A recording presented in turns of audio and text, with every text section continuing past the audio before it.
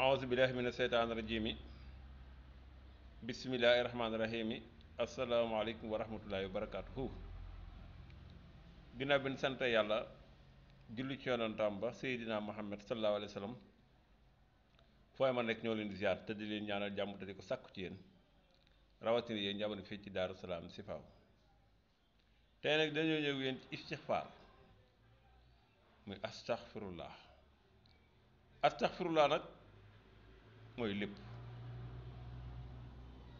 utilisation bi dafa waxoon ne feek maa ngi fi rek kenn du leen bëggal yéen sama xeet bi waaye mu fi jógee nag bàyyi naa leen ak istixfaar kon istixfaar moo fi des. alxuraan tamit tegtal ñu ko ci lu leer ne jéggul leen seen borom aaya yi ci ñëw bari na ci istixfaar. istixfaar nag aaya yi ci ñëw bari na waaye faqultu istaxfiru rabbakum innahu kaana xafaara. dee leen jéggul suñu borom mu jéggal leen te bu leen jéggalee nag dana leen jox alal, dana leen jox doom, dana leen jox xéewal, dana leen jox ndox. kon ku sax ci istixfaar loolu lépp suñu borom mën na la koo jox. yow mi bëgg doom demal nga sax ci istixfaar. yow mi bëgg alal demal nga sax ci istixfaar. yow mi bëgg ndox demal nga sax ci istixfaar. kon istixfaar mooy lépp loolu nag alxuraan ko wax astaxfiru rabbakum innahu kaana xafaara yursilu samaa aleykum midraar wa yumdikum bi am waali mu bëni wa jàllakum janaati wa jàllakum anhaaran loolu alxuraan ko wax. istixfaar nag lim bi ko gën a jàpp mooy 1947 1947 kooku kuy def bu su seddee nga julli ñaar rakka daal di def toog def istixfaar 1947 suñ borom dana sotti xéwal te loo bëgg tey mën nga ko am ndax nit ki bu seetee ci bàkkaar rek suñ borom dana jàppandal ay mbirum ci lu bare bari waaye ñu bari nag tëju nañ te nóor ci bàkkaar moo leen tax a tëju.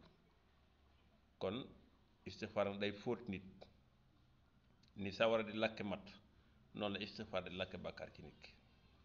kon nag yow mii may dégg bëgg nga doom demal nga def istixfaar, bëgg nga wërsëg demal nga def istixfaar, bëgg nga ndox demal nga def istixfaar.